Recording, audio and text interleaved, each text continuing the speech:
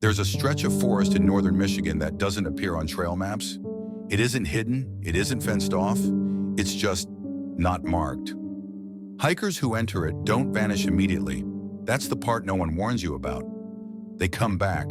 I learned about the place while cataloging police evidence. I wasn't an officer, just the guy who digitized old case files. Photos, transcripts, body cam footage. One folder didn't have a case number, just a label written in pen, recovered. Inside were dozens of missing person reports spanning 40 years. Every single one had been marked resolved. Cause of disappearance, returned on foot. The witness statements were worse. Each hiker was found walking along a road near the forest, barefoot, clothes torn, bleeding but alive. They all gave statements within an hour of being recovered. They all said the same thing. I heard someone behind me. I stepped off the trail. I didn't feel lost at first. And then, the woods started giving things back.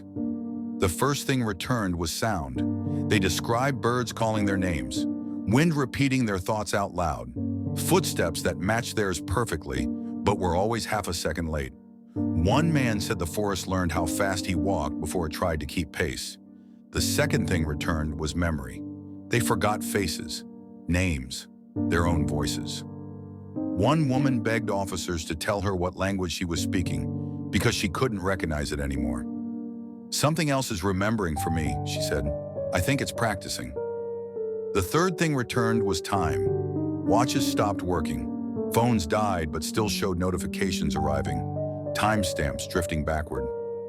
One hiker entered the forest on a Thursday. He was found the next morning with sunburns, frostbite, and a beard that suggested he'd been gone for months. He kept apologizing for being late. The last thing returned was always the same, the body, but not the person. I shouldn't have gone there, but the file had coordinates, and curiosity doesn't care about survival. The forest was quiet when I stepped inside. Too quiet, no wind, no insects. After 10 minutes, I heard footsteps behind me. I stopped. They stopped. When I turned around, there was nothing, just trees standing too close together, like they'd leaned in. Then I heard my voice, not echoing, repeating. The forest started correcting me. When I stumbled, it adjusted the ground. When I hesitated, the path narrowed. When I tried to leave, the trees shifted just enough to make me second-guess which way I'd come from. That's when I realized the truth buried in the case files. No one was escaping. They were being released. Hours or years later, I reached the edge of the woods. Police lights washed over me. Hands grabbed my shoulders. Someone asked my name. I opened my mouth to answer, and nothing came out. Not because I forgot, because something else spoke first. Final line, if you ever hear footsteps match yours in the woods, don't stop, don't turn around. It isn't following you, it's learning how to walk back out. Please like and follow for more creepy stories that will keep you up at night. Every town has a place people pretend not to remember. For us, it was the Vail County Fairgrounds, a stretch of broken pavement and rusted metal buried in weeds where an old carnival once stood. They called it the Dead Carnival, whispering like the words themselves might wake something. My friends and I should have left it that way. It was October when we decided to sneak in. The season when the fog rolls low and the cold feels like breath on the back of your neck. The chain-link fence sagged in places, as if something had pushed its way out long ago. The faded banner still clung to the gate, letters peeling but legible. Welcome to Starlight Carnival. Fun for all ages.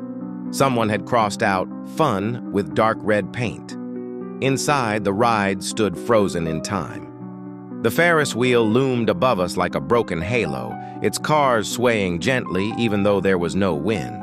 The carousel horses were cracked and hollow-eyed, mouths open as if still screaming. "Smells like old cotton candy," Jenna whispered. But it wasn't sweet. It smelled spoiled, like something left in the dark too long. We walked deeper. Somewhere in the distance, a calliope played. Faint, warped, and impossible. The carnival had been abandoned for 20 years. No power, no people, yet the music played. "Probably a speaker on a timer," I said, even though my voice shook. Then the lights came on. Strings of bulbs flickered to life overhead. Not bright, not warm. Instead, they glowed a sickly yellow, painting every shadow twice as long. The ticket booth window slid open with a slow scrape. A sign appeared where there hadn't been one before. Admit 1. No returns. A figure leaned forward behind the glass. Its face looked human at first glance, but the eyes were cloudy and wrong, pupils like tiny pinpricks. Its smile stretched too wide, too thin, like the skin was being pulled across the bones. "Welcome back," it rasped. "We're leaving," I muttered. Except when we turned around, the gate was gone. The path behind us stretched into darkness, swallowed by fog.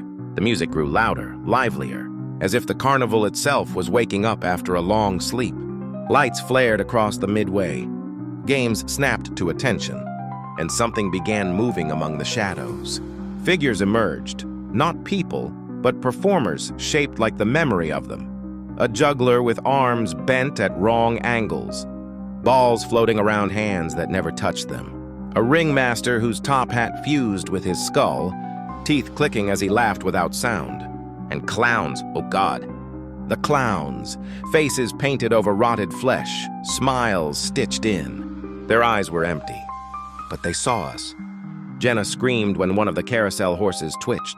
Its wooden legs splintered as it stepped off the platform, head turning slowly toward us, glass teeth clicking together. "They didn't shut the carnival down," the voice at the ticket booth croaked. "We never stopped the show." The ground trembled. The Ferris wheel groaned, turning for the first time in decades. Shapes moved inside the seats. Silhouettes slumped against the glass, hands leaving smeared trails as they dragged across the windows. The missing townspeople. The carnival didn't close. It fed. We ran. Down the midway, past the games, past the smell of burning sugar and something metallic beneath it. The performers followed in silence, feet not quite touching the ground, smiles stretching wider the faster we ran. The calliope music twisted into a frenzy. Lights burst overhead. A new sign flickered to life at the exit we could no longer see. "Thank you for staying," Jenna stumbled. I grabbed her arm, but something cold grabbed mine back. A gloved hand, the ringmaster. His smile opened like a cracking mask. Inside his mouth were rows of tiny spinning gears, grinding, hungry. "One more act," he said, voice echoing from everywhere at once. "The audience has been waiting." The carnival crowd appeared around us. Hundreds of shadow figures packed into invisible bleachers, their hands clapping in slow, wet rhythm. We never made it out. The next morning, people passing the old road swore they heard music drifting on the wind. They said new lights had appeared on the Ferris wheel, and if you look closely today, there are 3 new shadows inside one of the cars, swaying gently as the wheel turns. The show goes on at the Dead Carnival, and once you enter, you never leave. The rain started first. Not gentle rain, hard, needling sheets that turned the streets into mirrors of broken neon and flashing police lights. Somewhere, a transformer blew. The town went dark. That was when the laughing began, high-pitched, mocking, dozens of voices echoing from rooftops, alleys, sewer grates. Gremlins spilled into the streets like living oil, their claws scraping wet asphalt. One dove headfirst into a puddle. It screamed. Then it split. 2 became 4. 4 became 10. They danced in the rain, biting wires, tearing open fire hydrants, smashing windows just to hear the glass cry. Then the ground moved. From beneath a parked car, a round fur-covered shape rolled into the street. Then another. Then dozens more. Critters, their eyes glowing red, mouths opening impossibly wide, rows of needle teeth clicking in unison. They didn't laugh. They hissed, a sound like static crawling through bone. The gremlins noticed. For a moment, both sides stared. Then chaos detonated. A gremlin lunged, cackling, swinging a stolen tire iron. A critter leapt. Mid-air, its mouth split open wider than its body should allow, and the gremlin disappeared in a spray of blood and teeth. The critter landed, chewing. The gremlins shrieked in delight. "Oh, new toys," they swarmed. Critters rolled forward as a living tide, biting ankles, tearing through legs. Gremlins climbed streetlights, dropped from fire escapes, threw Molotovs made from stolen liquor bottles. Fire bloomed. 3 critters burned, but the others didn't stop. Blue plasma lit the darkness. Critter weapons fired in rapid pulses, vaporizing gremlins mid-leap. One gremlin froze in shock before exploding into green mist. Another was cut in half mid-laugh. Still more came. Rain fed them. Water splashed and gremlins multiplied faster than the critters could kill them. The gremlins adapted. They always did. They lured the critters into a movie theater. Doors chained shut from the outside. Inside, gremlins perched in the rafters, waiting. The screen flickered on. Bright light. Not enough to kill, but enough to blind. Gremlins dropped explosives. The building erupted. Critters were thrown through walls, fur burning, teeth clattering across the floor. The gremlins cheered. Too soon. From the smoke, something clicked. The surviving critters rolled together, merging into a massive, writhing ball of teeth and fur. Weapons emerged from within the mass, aiming blindly, firing wildly. Plasma tore through the theater. Seats melted. Gremlins screamed as light burned through them. Not sunlight, but something worse. Alien fire that left nothing behind. The ball burst apart. The critters reformed. Fewer now, but smarter. Angrier. Sirens wailed in the distance, the rain slowed. The sky began to pale. Gremlins froze. They looked up. No, no, no. The first ray of sunlight cut across the street. Gremlins ignited. Some burst into flame instantly. Others tried to run, crawl, hide. But the light hunted them down. Their screams filled the town, high and terrified. The critters watched. They didn't celebrate. They fed.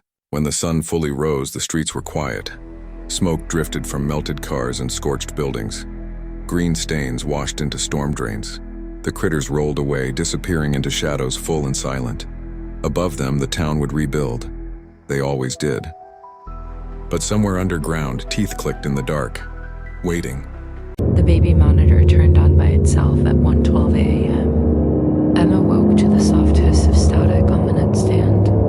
At first, she thought it was interference, old wiring, bad signal. The screen glowed faintly, showing her son's nursery exactly as she'd left it. The crib was still. The nightlight cast long shadows across the walls. Everything looked normal. She listened for crying. There was none, just breathing. At first, she assumed it was the monitor picking up her own breath, echoing back through the speaker. But the sound was wrong, too slow, too deliberate. It didn't match her rhythm. It didn't match her husband's either. She leaned closer to the screen. The nursery camera hadn't moved, but the angle felt different. The darkness in the corners of the room seemed thicker, as though it were pressing inward. The breathing grew louder, closer, filling the quiet between heartbeats. Then a voice came through, low, calm, patient. He sees you now. Emma froze. She whispered her son's name, barely daring to breathe. The monitor did not respond. The voice spoke again, clearer this time, repeating the same words, as though reading them from memory. He sees you now. Her husband slept beside her, unmoving. She shook him hard, but the sound from the monitor drowned out her voice. The breathing deepened, heavy and wet, as though someone were standing directly over the crib. Emma grabbed the monitor and rushed down the hallway. The door to the nursery was open. She was certain she had closed it. The room was empty. The crib was untouched. Her son slept peacefully, chest rising and falling in a gentle rhythm that did not match the sound coming from the monitor. She turned it off. The screen went black. The breathing continued. It was coming from the room now. Slowly, carefully, Emma looked up. The camera mounted in the corner of the nursery was no longer pointed at the crib. It was pointed at her. The monitor screamed to life one last time. He sees you now. The recording ends there. Police reports state the child was found unharmed in his crib the next morning. Emma was missing. The baby monitor was recovered on the nursery floor. Still powered on, still recording. The file could not be deleted. I shouldn't have watched the tape again. The first time was curiosity. The second time was panic. By the third time, I realized something was rewriting me.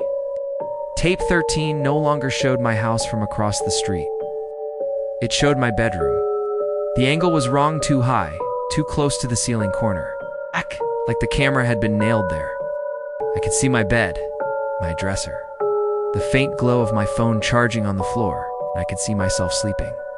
My chest tightened because I knew exactly what came next.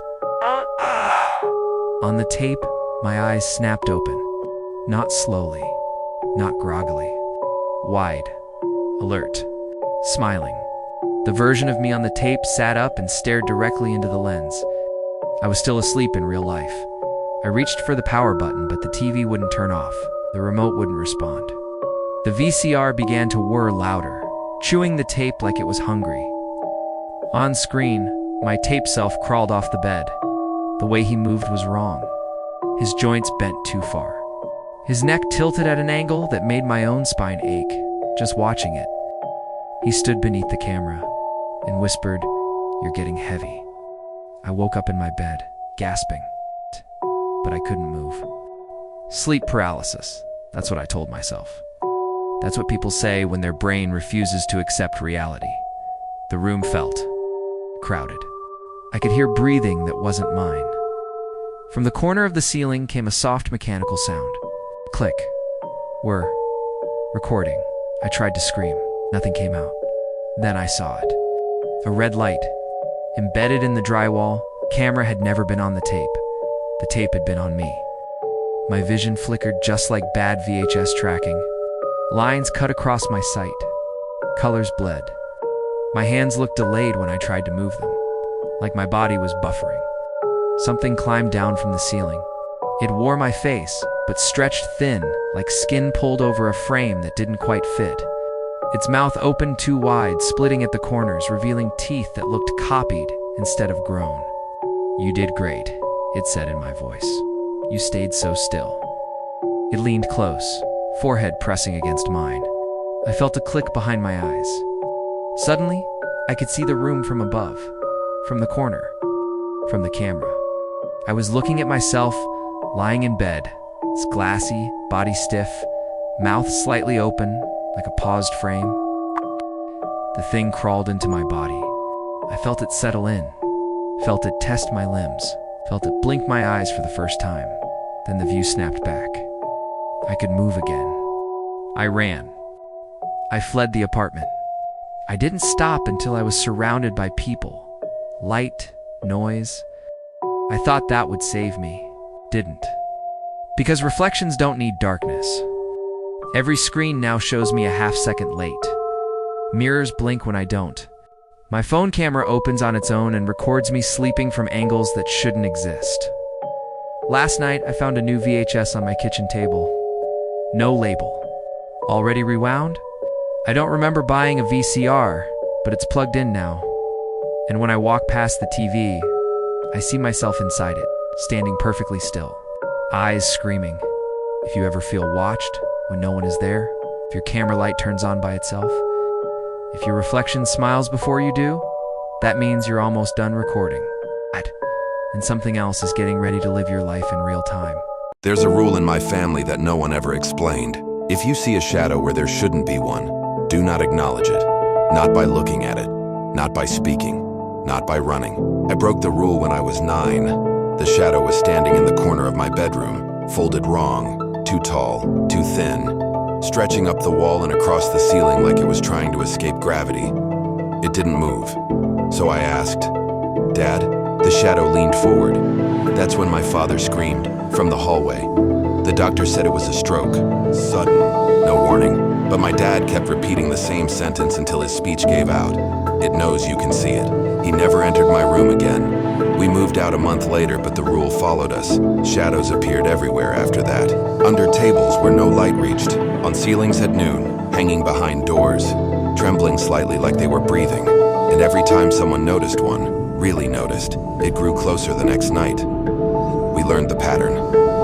Ignore it and it stays where it is. Acknowledge it and it advances. Years passed. The rule became habit. Automatic not to look too closely at dark corners. You train yourself to accept impossible things, until my mother forgot.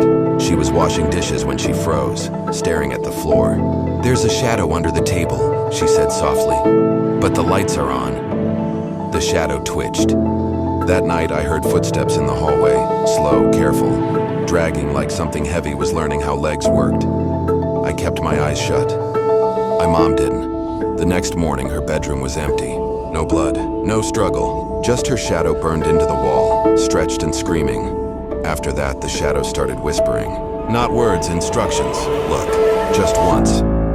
We're already inside. They began appearing in reflections. In phone screens turned off.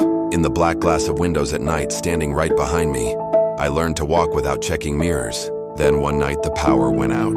Total darkness. I felt breath on my neck, and a voice right against my ear said, "You've been so good at pretending we are not here." I ran. I shouldn't have. Movement counts as acknowledgement. I barricaded myself in the bathroom, shaking, counting breaths, refusing to look at anything. The whispering grew louder, layered, overlapping, dozens of voices speaking in perfect unison. "You taught us patience." The light flickered back on. Every surface was covered in shadows. They were standing, sitting, hanging from the ceiling like insects, and in the mirror, there was no reflection of me, just a shadow standing where I should have been. It smiled and raised a finger to its lips. Now I live in constant light. I haven't turned off a lamp in 6 years. People think I'm paranoid. Insane. They don't understand. Because sometimes when the lights flicker, I see a shadow hesitate, like it's afraid I'll notice, like it knows the rule still applies, and it's waiting for you to break it.